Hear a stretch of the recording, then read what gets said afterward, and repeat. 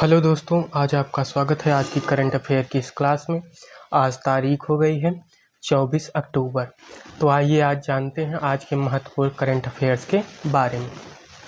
पहला क्वेश्चन, हाल ही में किस देश को विश्व स्वास्थ्य संगठन द्वारा आधिकारिक रूप से मलेशिया मुक्त देश घोषित किया गया है?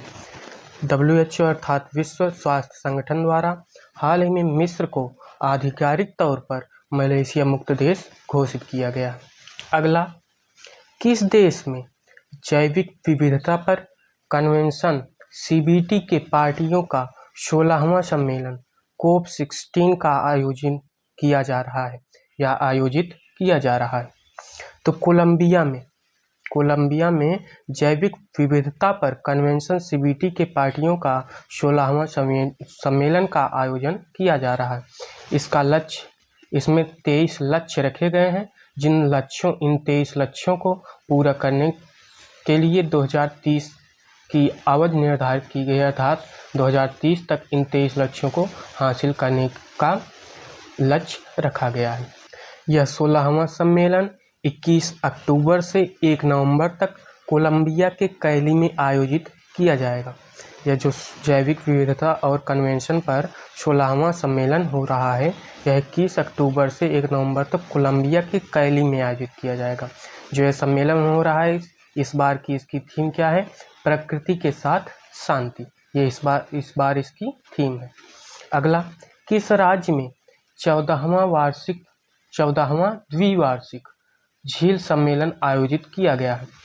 तो 14वां द्विवार्षिक झील सम्मेलन इस बार कर्नाटक के मूडबिद्री में आयोजित किया गया है, जिसकी थीम है मानव कल्याण के लिए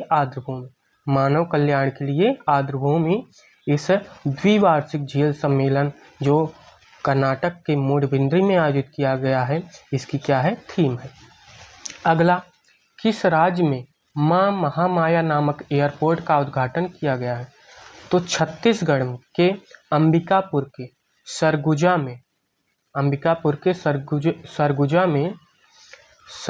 में जो कि छत्तीसगढ़ में स्थित है, इसमें मां महामाया नामक एयरपोर्ट का उद्घाटन किया गया है। अगला, सीनियर महिला अंतर्विभागीय राष्ट्रीय हॉकी चैंपियनशिप का खिताब किसने जीता? तो सीनियर महिला अंतर्विभागीय राष्ट्रीय हॉकी चैंपियनशिप का खिताब रेलवे स्पोर्ट्स प्रमोशन बोर्ड ने इंडियन ऑयल की टीम को हराकर जीता है। जो ये रेलवे स्पोर्ट्स प्रमोशन बोर्ड जो इस बार की टीम थी, इसकी कप्तान कौन थी? नवनीत कौर। अगला, हाल ही में चर्चा में रहा दाना चक्रवात किस क्षेत्र से उत्पन्न हुआ है? तो ये दाना चक्रवात जो हाल ही में चर्चा में है कि चक्रवाती तूफान कहाँ से उत्पन्न हुआ है? बंगाल की खाड़ी से। इसमें पूर्वोत्तर भारतीय भाग प्रभावित होने की आशंका जताई जा रही है और प्रमुख रूप से उड़ीसा राज्य सर्वाधिक प्रभावित होने की आशंका जताई जा रही है। उड़ीसा राज्य के प्रमुख रूप से 14 जिलों में हाई अलर्ट की घोषणा की गई। अगला, किसे 2024 के वैश्विक नस्लवाद रोधी चैंपियनशिप पुरस्कार से सम्मानित किया गया है? तो 2024 अर्थात इस बार के वैश्विक नस्लवादी रोधी चैंपियनशिप पुरस्कार से नेपाल की उर्मिला चौधरी को सम्मानित किया गया है। इनके साथ अन्य 5 लोगों को भी सम्मानित किया गया है। कुल मिलाकर 6 लोगों को इस बार यह पुरस्कार दिया गया है। अमेरिका के विदेश मंत्री एंटनी जे ब्लिंकन ने इस पुरस्कार को अर्थात वैश्विक नस्लवादरोधी चैंपियनशिप पुरस्कार को उर्मिला चौधरी जो कि नेपाल की हैं, इनको प्रदान किया है।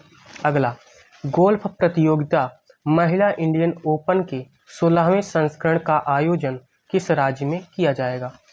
तो इस बार इस गोल्फ प्रतियोगिता महिला इंडियन ओपन का आयोजन हरियाणा में किया जाएगा। इसमें कुल 31 देश भाग ले रहे हैं, जिसमें कुल 114 खिलाड़ी खेलेंगे, जिसमें 27 भारतीय होंगे। इस गोल्फ प्रतियोगिता महिला इंडियन ओपन की शुरुआत 2007 ईस्वी में हुई थी। इसमें अब तक भारत मात्र एक बार जीत सका है 2016 में, और उसमें जीता कौन था? अदिति अशोक ने इसे जीता था। अगला, किस शहर में नमो भारत ट्रेन परिचालन की पहली वर्षगांठ को नमो भारत दिवस के रूप में मनाया गया। तो यह नमो भारत दिवस अर्थात नमो भारत ट्रेन परिचालन की पहली वर्षगांठ को नई दिल्ली में मनाया गया। पहली बार यह ट्रेन 20 अक्टूबर 2023 को लॉन्च की गई थी। तो इसकी पहली वर्षगांठ 21 अक्टूबर को या नमो भारत दिवस 21 अक्टूबर को मनाया गया। अंतर्राष्ट्रीय हिम तेंदुआ दिवस किस दिन मनाया जाता है? तो इस बार अंतर्राष्ट्रीय हिम तेंदुआ दिवस 23 अक्टूबर को मनाया गया। हिम तेंदुआ दिवस, अंतर्राष्ट्रीय हिम तेंदुआ दिवस पहली बार कब मनाया गया था? तो पहली बार यह 2014 में मनाया गया था। अगला, 24वीं राष्ट्रीय पैरा तैराकी चैंपियनशिप 2024 का खिताब किस राज्य ने जीता है? तो 24वीं राष्ट्रीय पैरा तैराकी चैंपियनशिप 2024 का खिताब इस बार कर्नाटक ने जीता है, जो कि प्रथम स्थान पर रहा। दूसरे स्थान पर महाराष्ट्र रहा और तीसरे स्थान पर राजस्थान रहा। इसका आयोजन गोवा के पणजी में किया गया था। इसमें कुल 28 राज्यों ने भाग लिया था, जिसमें 518 तैराकों, कुल खिलाड़ी कितने थे? 518 थे, जिसमें 360 पुरुष खिलाड़ी अर्थात 360 पुरुष तैराक थे और 158 महिला तैराक थी। तो बस आज के महत्वपूर्ण करंट अफेयर्स इतने ही थे। हम पुनः कल मिलेंगे, कल के नए करंट अफेयर्स के साथ। आज के लिए बस इतना ही। धन्यवाद।